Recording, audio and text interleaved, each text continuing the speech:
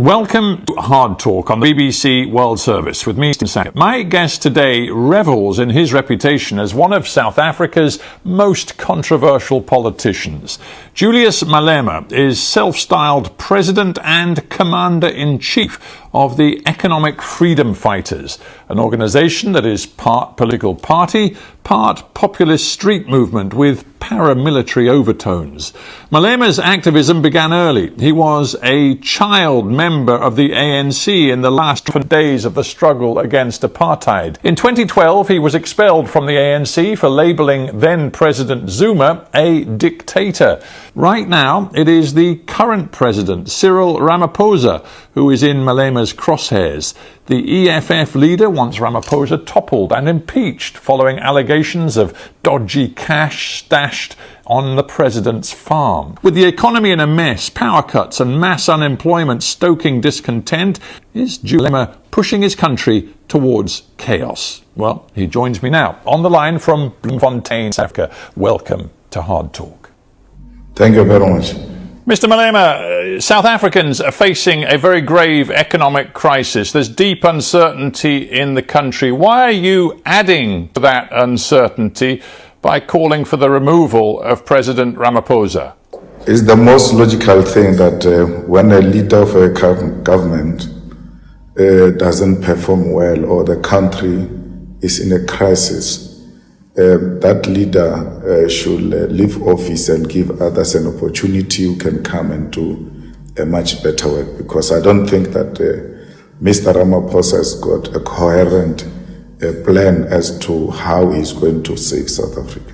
But that's not the way democracy works, Mr. Malema. Mr. Ramaphosa has a mandate given to him by the South African people. And indeed, if you look at the business community, if we're talking about the economy, it seems business leaders think that removing Ramaphosa would actually make South Africa's situation worse.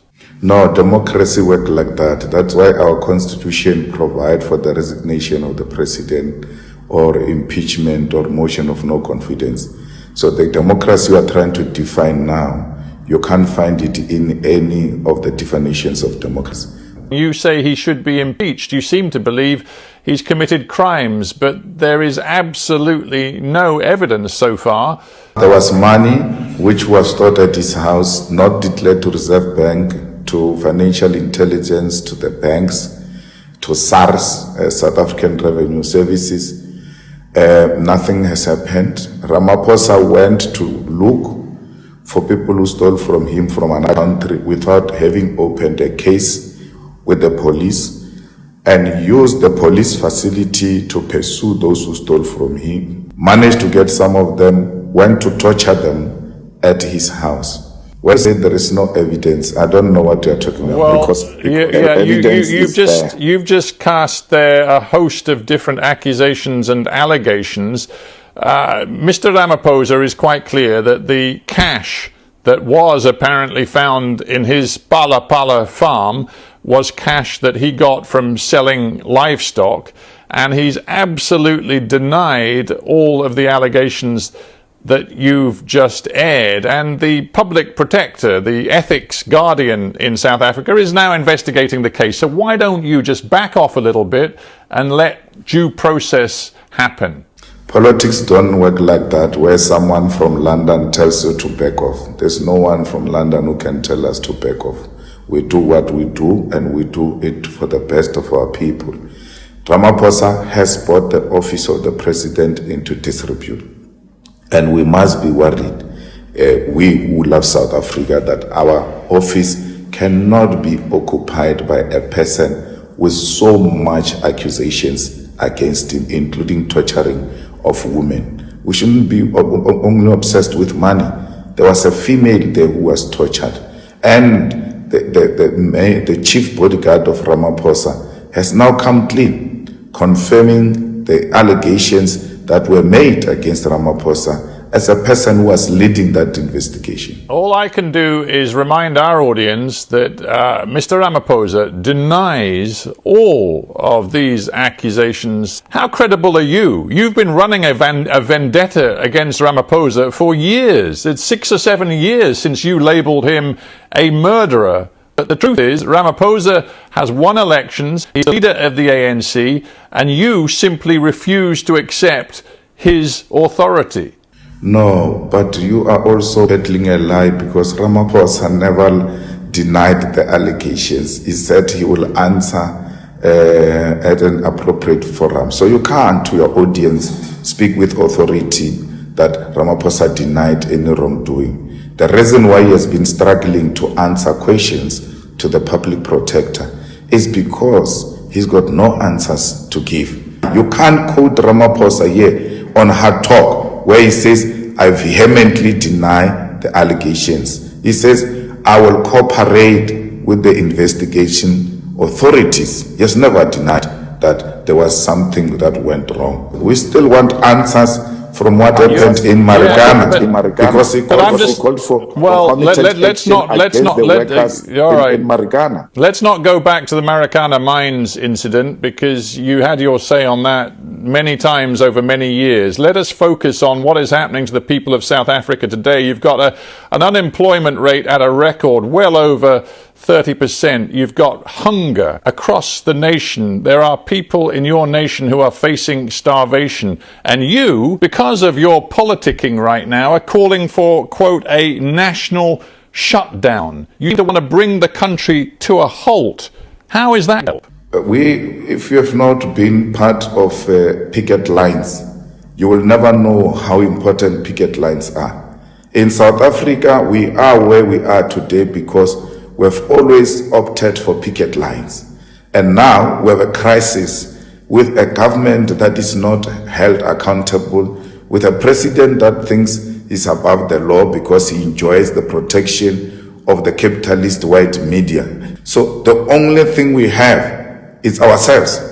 We are going to bring our bodies to the streets and demand that Ramaphosa must resign, and that the new president must look into the cost of living, including working on finding us a possible reasonable oil, which will ease our pain, because our problem starts with the price of oil in South Africa. What's going on here? Is it you trying to stir trouble in this country to a point where Ramaphosa can no longer govern, and perhaps Jacob Zuma can somehow be brought back into power? I remember last year you tweeted saying, Mr. Zuma, I really need to meet you. Can I meet you for tea?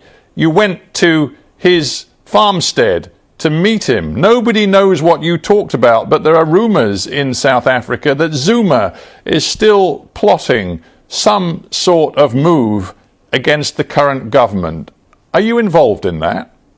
Zuma will never be president of South Africa again. He must enjoy his pension, and people must stop troubling him there in the villages. He's looking after cattle.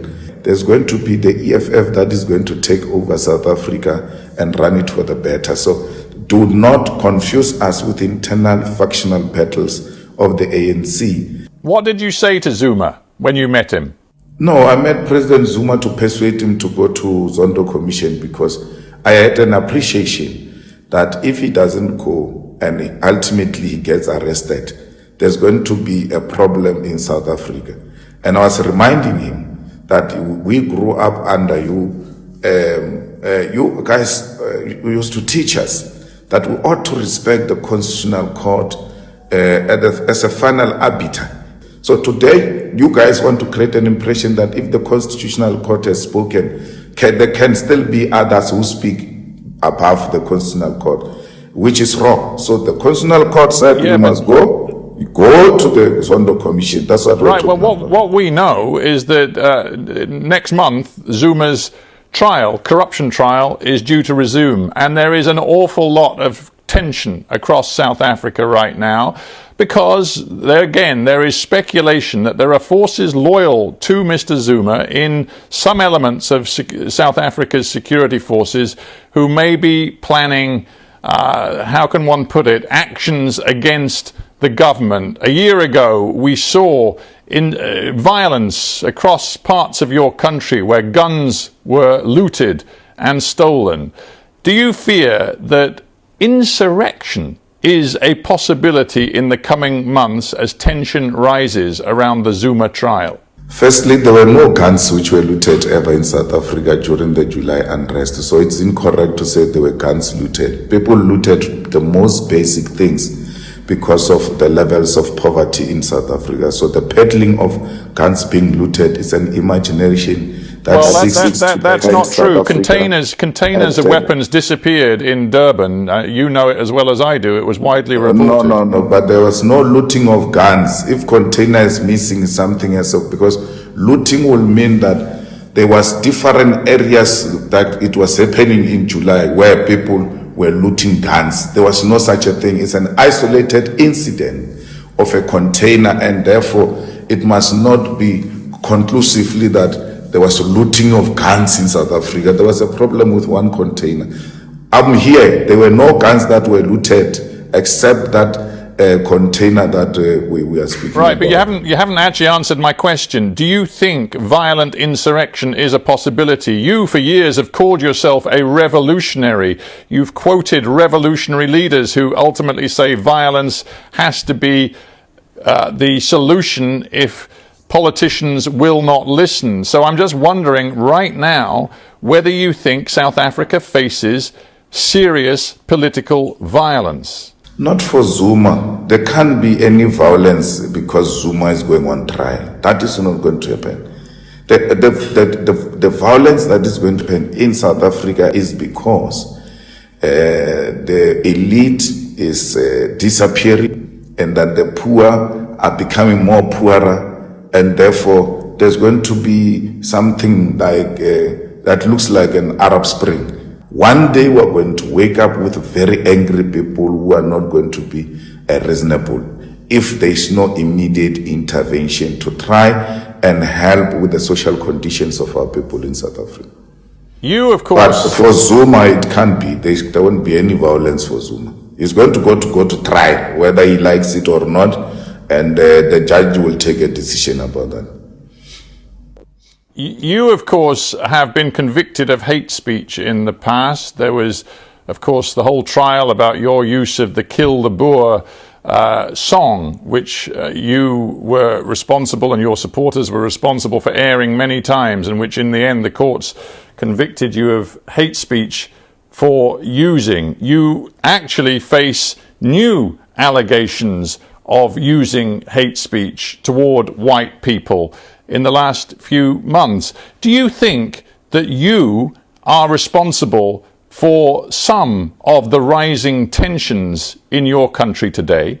If I was responsible for rising tensions in my country today, what you see is picnic. It could have been worse than that if I was commanding it. I've engaged in democratic ways of trying to resolve problems in South Africa. And therefore, those who are scared of our ideas try and create an impression of very violent people. We are not. We are not responsible for any single violent activity that has happened in South Africa. You can't link us to anything. You can't link us to corruption. You can't link us to the abuse and violation of women in South Africa. But there is always this attempt to want to project us as being unreasonable people. But at the end of the day, when you break things down, you will never see the EFF like that. Yeah, if you are so reasonable, why are you still using this language of race hate?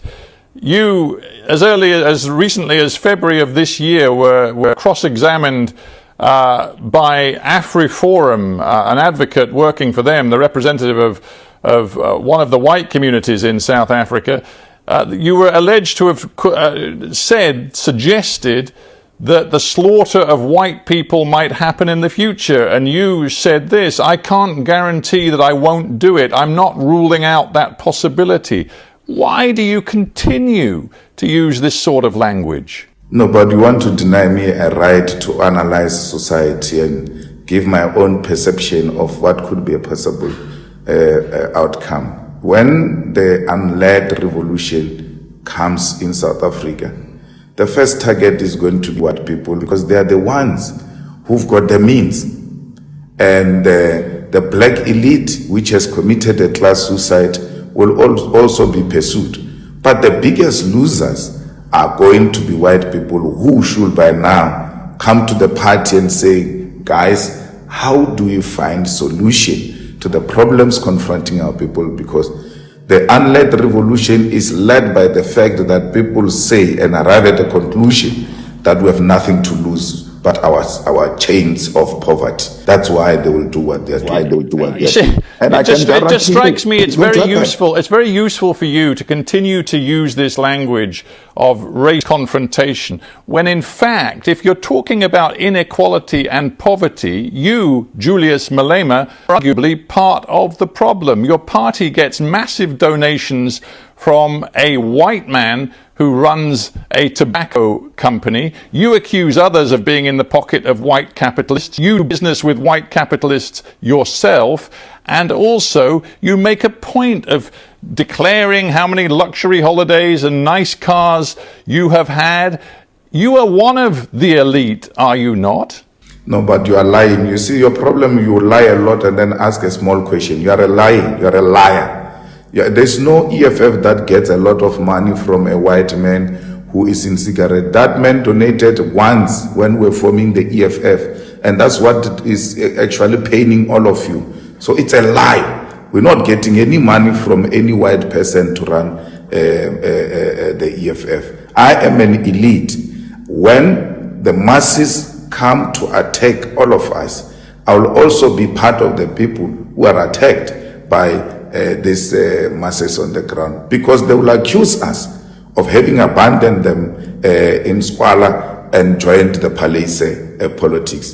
But we try everything in our power to say to them, we are fighting for you to get a better life. It's not an easy thing, and our people know the leaders who are trying to make sure that things are equal. So what are you really offering the poor people of South Africa, those who are unemployed, those who are struggling for food? Your message doesn't seem to have changed. You want massive nationalization of resources, particularly white-owned resources. Well, right now we see that the nationalized energy company Eskom is completely failing the people of South Africa, so nationalization doesn't seem to work. You also argue for expropriation of white land with no compensation, and yet your party actually voted against it. So what are you really offering your people? Well, I think your biggest worry is white people. I've never heard you speak about black people in a manner and the passion you are expressing yourself, as if there are only white people here and there are no black people who are actually at the receiving end of this crisis we are talking about. No, on the contrary, Mr. Malema, I'm asking you why black South Africans should believe that your nationalization program would actually deliver for them. White people, properties and all of that. Your obsession with them is exactly what distorts the message. Earlier on, you referred to AfriForum as an organization of white people. Call it for what it is. It's a racist organization. It's a racist white organization. So our proposal is very clear. Industrialization is going to create jobs. Nationalization of the mines is going to create jobs. The nationalization of the land, expropriated without compensation, and the state becoming the custodian of the land, will give a lot of our people access to the ownership of the land, and they can use the land to sustain themselves with the help of the state. And that's what we look at the state energy company, Mr. Malema. Look what that's delivering for the people of South Africa. But let's look at also the private companies that are falling in South Africa. Why do you want to create an impression that the state companies are failing? The ANC is failing Eskom so that it can sell Eskom. You first make it look like it's not working, so that by the time you come to sell, everybody is so annoyed with Eskom and agrees to the nonsensical selling of state-owned enterprises. Recently we had aviation company closing down. It was not a state-owned. And then you take the state-owned aviation company, you say, no, let's privatize it because the state can't run it. As if when it's run by private sector, that it does a good job. It's not true. Right, just one point of detail, Mr. Malema. It is no doubt across the world that Vladimir Putin's invasion of Ukraine has led to a sharp spike in energy prices and in food prices, which badly affects the people of South Africa. I just wonder why, in that context, you and your party are so loudly pro-Putin. You have said we are with Russia. Your colleague Floyd Shivambu has said that the Russians do not target civilians or civilian infrastructure. They operate with a degree of respect and honor. What's going on? We are with Russia, and we are actually encouraging our government to work with Russia and to work with BRICS to try and find solutions to these problems we're confronted with. The Russians were there for us when it was not fashionable to do so, and we make no apology about our association with Russia. A crisis point is facing South Africa. Do you believe that the monopoly on power of the ANC is about to come to an end? And if it is, are you prepared to work with the biggest opposition party, the Democratic Alliance, to bring the ANC's rule to an end? Well, the EFF will bring the ANC's rule to an end, and our strategy as we are about to collapse this big elephant is not to consider who else to work with. We want to take down the ANC, and we're doing exactly that. But you've got a decision to make, because you only get 10% of the vote in elections. The Democratic Alliance get twice that. So you've got to either build a coalition with other opposition elements, or you are never going to get anywhere near power. I didn't know on the other side you are a fortune teller. I thought you were a journalist, because you can't tell what's going to happen in 2024. Only us who are involved in this work will tell you that the EFF is going to win 2024 elections and will not need the racist TA, if that's what you're concerned about. Julius Malema, we're out of time, but I do thank you very